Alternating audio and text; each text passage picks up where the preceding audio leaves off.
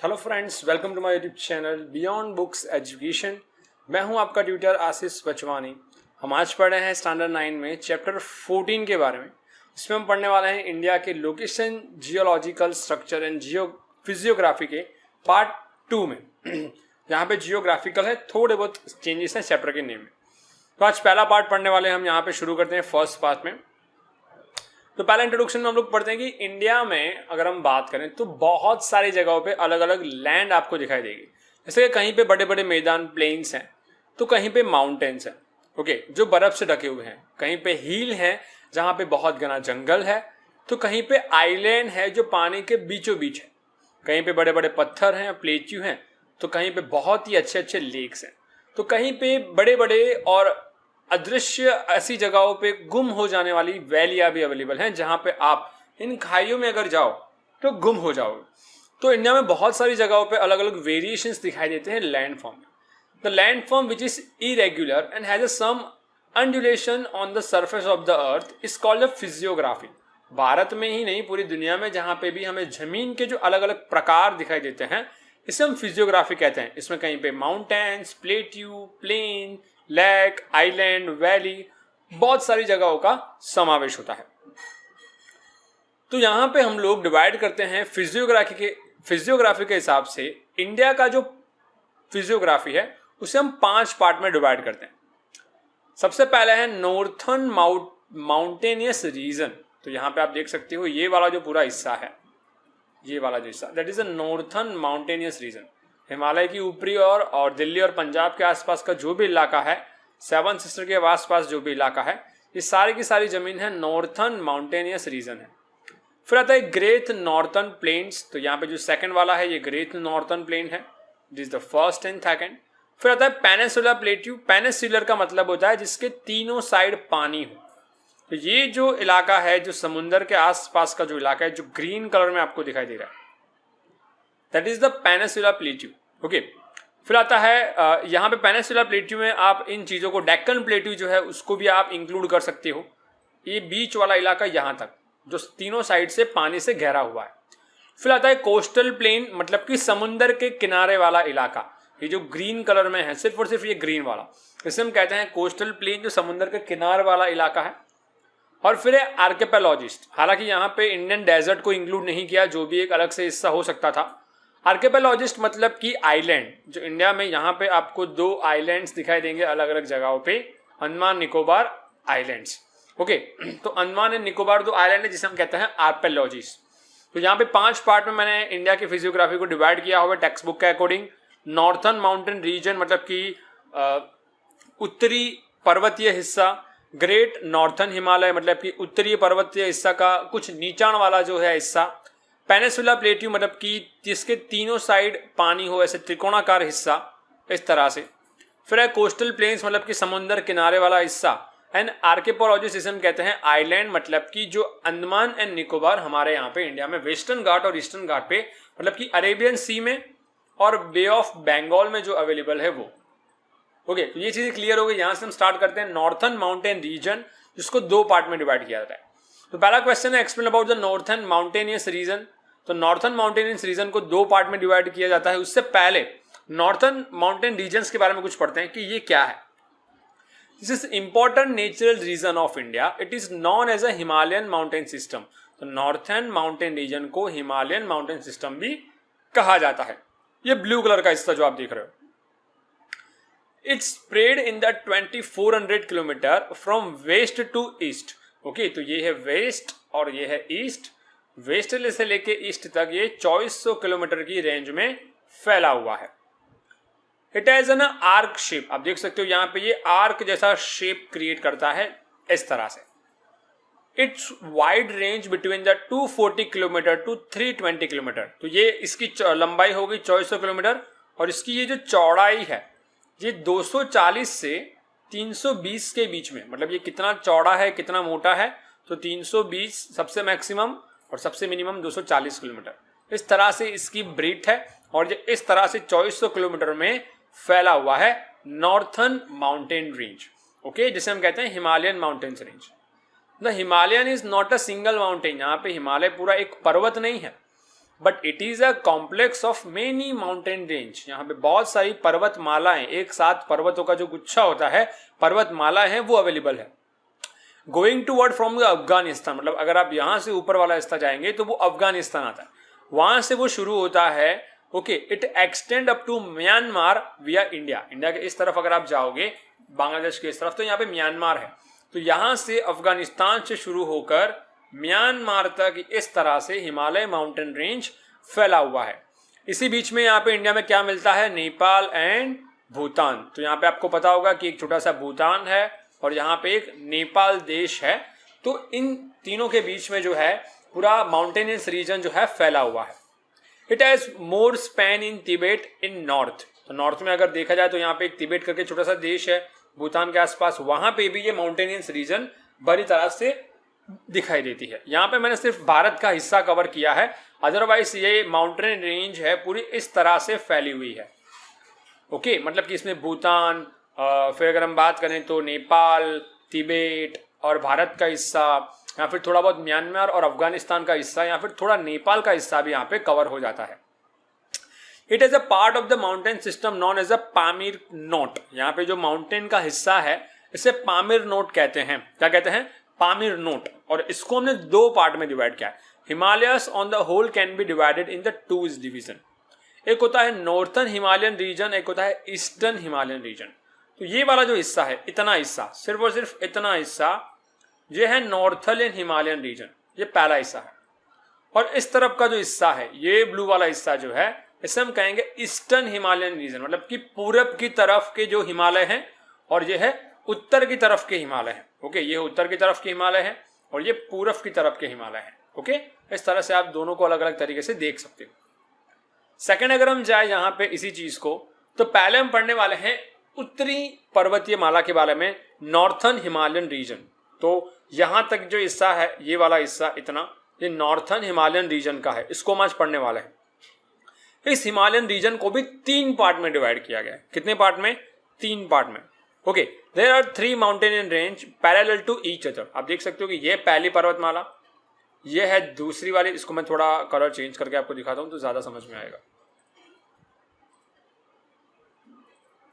ये वाला जो हिस्सा है, ये पहली पर्वतीय माला, ये दूसरी पर्वतीय माला, और ये सबसे नीचे जो है तीसरी पर्वतीय माला। तो इस तरह से जो माउंटेन रेंज है, इसको 3 पार्ट में डिवाइड किया जाता है पूरी पर्वतमाला को।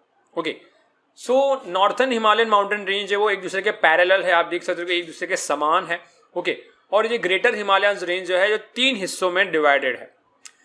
This is the lofty range among the Himalayan where there is a more than 40 peaks which exceeds the height of 7000 metre. तो यहाँ पे पहली जो पर्वतमाला है, जहाँ पे दलदल वाली जमीन तो नहीं है, बट थोड़ी थोड़ी जंगल वाला विस्तार है, और घने घने जंगलों के साथ साथ यहाँ पे बड़े बड़ी ऊंचाई वाले 40 से भी ज्यादा पर्वत हैं, जिनकी ऊंचाई कितनी है, 7000 मीटर से भी ज्यादा। तो ये पहला वाला हिस्सा है जहाँ पे जो पर्वत है बहुत ही ऊंचे हैं, जिनकी ऊंचाई 7000 मीटर से भी ज्यादा है।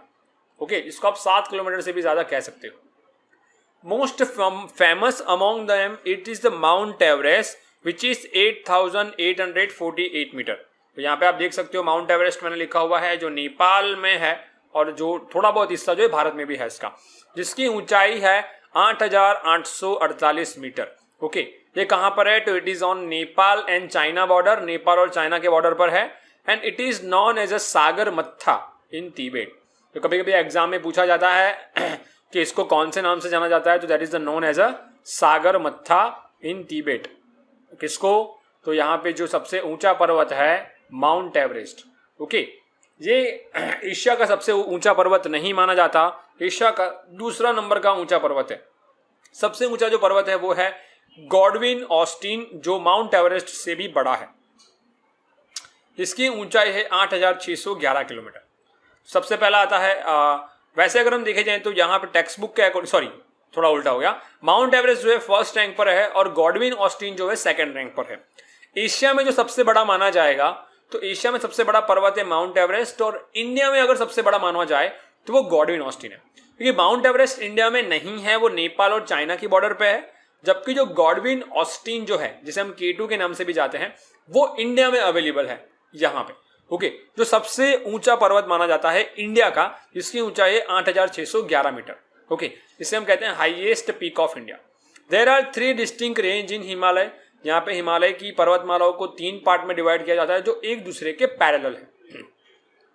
In the greater Himalaya there are some high mountains. यहाँ पे ग्रेटर हिमालय में कुछ ऊंचे ऊंचे पर्वत हैं जिनके नाम है जेलेपला, नथुला या शिपकिला। ओके, ये पर्वतमालाओं के नाम हैं जेलेपला, नथुला एंड शिपकिला।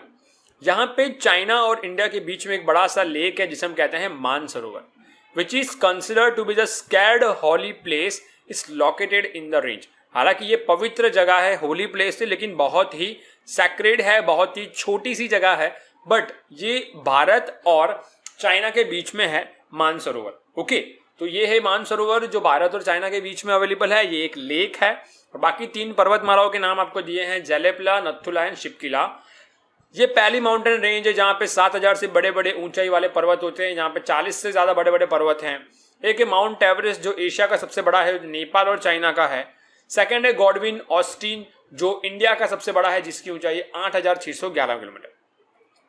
सेकंड अगर हम यहाँ पे देखें, दूसरी रेंज जो शुरू होती है यहाँ पे बीच से, जहां पे 80 से भी ज्यादा 80 से 100 किलोमीटर लंबी रेंज के आपको ये चौड़ाई की बात हो रही है, इसकी विड्थ की बात कर रहा हूं, जो 80 से 100 किलोमीटर चौड़ाई में ये फैले हुए हैं। तो second range of the south greater Himalaya is also spread in the wide area. It is the called the central Himalaya और लेजर हिमालय। इसे सेंट्रल हिमालय या फिर लेजर हिमालय के नाम से भी जाना जाता है, जिसकी चौड़ाई, जिसकी विड्थ है 80 से लेकर 100 किलोमीटर तक। This range include the mountain. यहाँ पे कौन कौन से माउंटेन्स हैं, तो पिरिपंजल, महाभारता एंड नागतिबा। ये महाभारत, नागतिबा एंड पिरिपंजल पर्वतमालाओं के नेम है। Okay, many hill station has also develop in this मॉडिटरी हाई रेंज। ये ज्यादा ऊंचे भी नहीं है और ज्यादा नीचे भी नहीं है, ये मीडियम रेंज के। पहले अगर 7000 के हैं तो ये इतने हैं, मतलब कि 5 या 4000 के बीच में। ओके, ये फर्स्ट रेंज हमने पढ़ी जो 7000 मीटर है, दूसरे 5 या 6000 के हो सकते हैं। यहाँ पे बहुत सारे हिल स्टेशन है जहाँ पे बहुत सारे लोग घूमने भी जाते हैं हर साल समर वैकेशन में, जैसे डलहौसी, धर्मशाला, शिमला, मसूरी, रानीखेत, अल्मोड़ा, नैनीताल और दार्जिलिंग। ये बहुत ही फेमस प्लेस है इंडिया की, जहाँ पे बहुत सारे लोग हर साल वैकेशन में, समर वैकेशन में यहाँ पे एंजॉय करने के लिए जाते हैं। बहुत सारे यहाँ पे कुंड भी हैं, नदियाँ भी हैं, जैसे Gangotri, Yamunotri, Badrinath, Kedarnath and Hemkund Sahib etcetera the famous holy places. बहुत सारी पवित्र जगह है, गंगोत्री, यमुनोत्री जो यमुना के किनारे हैं, बद्रीनाथ एंड केदारनाथ भी है यहाँ पे। ये सारी चीज़ें आपने कहीं ना कहीं सुनी होगी। ये बहुत ही पवित्र जगह है जहाँ पे बहुत सारे लोग हर साल विजिट करने के लिए जाते हैं। दैट इज द केडा मठ, not a Kedarnath, it's my mistake. So Kullu, Kangra and Kashmiri. Okay, Kullu, Kangra and Kashmiri are extremely beautiful natural valley in the region. मैं अभी क्लियर बता रहा हूँ, ये वैली है, वैली मतलब कि बड़ी सी खाई जिसे हम कहते हैं, जो 2 माउंटेन्स के बीच में होती है, दैट इज द वैली। तो यहाँ पे कुल्लू, कंगाड़ा एंड कश्मीर 3 बड़ी बड़ी वैलियाँ जो हैं आप यहाँ पे इजीली देख सकते हो सेकेंड माउंटेन रीजन में। क्यों? क्योंकि ये इस तरह से दोनों के बीच में है। ये सबसे ऊंची, ये मिडल वाली और सबसे नीची वाली जो 1000 से 3000 किलोमीटर तक की ऊंची होती है। तो ये बीच वाली पर्वतमाला है जिसके दोनों तरफ आप बड़ी बड़ी खाई, बड़ी बड़ी वैलियाँ देख सकते हो और यहाँ पे बहुत सारी घूमने लायक जगह भी आपको दिखाई देगी। थर्ड रेंज की अगर हम बात करें तो थर्ड रेंज भी यहाँ पे अवेलेबल है। Third range is situated further south in the known as a Shivalik. ये हिमालय के निचले वाला हिस्सा है, ये वाला हिस्सा जो आप देख सकते हो, जो सबसे नीचे वाला हिस्सा है, इसे हम कहते हैं Shivalik Himalayan mountain range. Okay, ये हिमालय के सबसे नीचे और बाहरी वाला हिस्सा है। ये 10 से 15 किलोमीटर तक ही चौड़ा हो सकता है और इसकी ऊंचाई जो है ऑन एन एवरेज 1000 मीटर तक ही है, ज्यादा ऊंचे नहीं है। ओके, तो ये सबसे नीचे वाले पर्वत हैं, सबसे छोटे छोटे पर्वत हैं। पेक्युलर वैली फॉर्मेशन है take place in this range. Peculiar valley मतलब कि जो नदियों के बहाव की वजह से बने हैं, जहां पे बड़े बड़े पत्थर, बड़े बड़े स्टोन, कपची, मिट्टी, ये सारी चीजें हमें यहाँ पे दिखाई देती है। क्योंकि जब नदी ऊपर से नीचे आती है तो उसका बहाव कहीं ज्यादा होता है और यहाँ तक आते आते वो स्लो हो जाती है और कहीं पे मुड़ मुड़ के जाती है, जो हमने चैप्टर 13 में ऑलरेडी देख लिया। सॉरी, चैप्टर 15 में रिवर्स के बारे में ऑलरेडी इस चीज को पढ़ लिया। ओके, तो सबसे नीचे वाले माउंटेन रेंज है, तो यहाँ पे आपको बड़े बड़े पत्थर या फिर बहुत सारे मिनरल्स भी आपको इस नदी के अंदर दिखाई दे सकते हैं, या फिर सेंडिमेंट्स मतलब कि मिट्टी, कपची, रेती, ये सारी चीजें आपको यहाँ पे दिखाई देती है। यहाँ पे ये जो जगह है, यहाँ पे जो वेलियां हैं, जो समुद्र नदियां जहाँ पे आके रुक जाती है, इन जगहों को दून के नाम से जाना जाता है। जैसे आपने देहरादून के बारे में सुना होगा, तो देहरादून, पाटली दून या कोठारी दून यहाँ पे फेमस जगह है। ओके, देहरादून एक जगह का नाम है जो बहुत ही फेमस है इंडिया में। सो यहाँ पे जो थर्ड रेंज है वो इस तरह से बनी हुई होती है। ओके, जिसको हम कहते हैं शिवालिक रेंज या आउटर हिमालयन रेंज। सेकेंड जो यहाँ पे ईस्टर्न हिमालय है। ओके, मतलब कि पूर्वीय पर्वतमाला, ये वाला हिस्सा। तो यहाँ पे हमने इतना हिस्सा पढ़ लिया जो मैंने आपको पहले बताया। अब ये वाला हिस्सा हम लोग पढ़ने जा रहे हैं।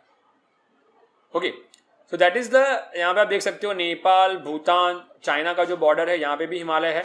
और यहाँ पे आप देख सकते हो कि ये भारत का जो इलाका है इतना 7 सिस्टर्स वाला। ओके, यहाँ पे भी आपको म्यांमार के आसपास भी हिमालय माउंटेन रेंज दिखाई देगा। सो eastern Himalayan range situated in the eastern part, Bharat के पूर्वी हिस्सों में यहाँ पे दिखाई देता है, जो बहुत ही कम हिस्सा रखता है। यहाँ पे हाइट बहुत छोटी है। Some of them are more famous as a hill, यहाँ पे बहुत सारे फेमस हिल भी हैं। This hills in the eastern Himalaya are spread in the smaller range. ये जो हिल हैं वो छोटे छोटे हैं, मतलब कि यहाँ पे जो हिल्स हैं, जो वैलियां हैं, वो बहुत ही छोटी छोटी है। अमॉन्ग देम, उनमें से कुछ कुछ फेमस भी है। जैसे पतक्कई हिल is situated in Arunachal Pradesh. पतक्कई हिल जो एग्जाम में पूछा जा सकता है कि अरुणाचल प्रदेश में कौन सी हिल है, तो पतक्कई हिल जो है अरुणाचल प्रदेश में है। नागा हिल्स जो है नागालैंड में कौन सी हिल है? नागा। मिजो, जिसे हम कहते हैं लुसाई हिल, ये एमसीक्यू में बहुत बार पूछा जाता है, जो मिजोरम में है। This hill are located near the eastern border, मतलब भारत के पूर्वीय बॉर्डर के आसपास फैली हुई है।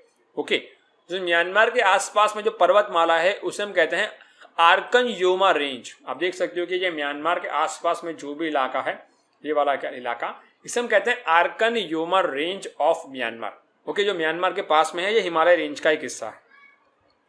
गारो खासियन जनित्या, ये एक हिल की पर्वतमालाओं के नाम है।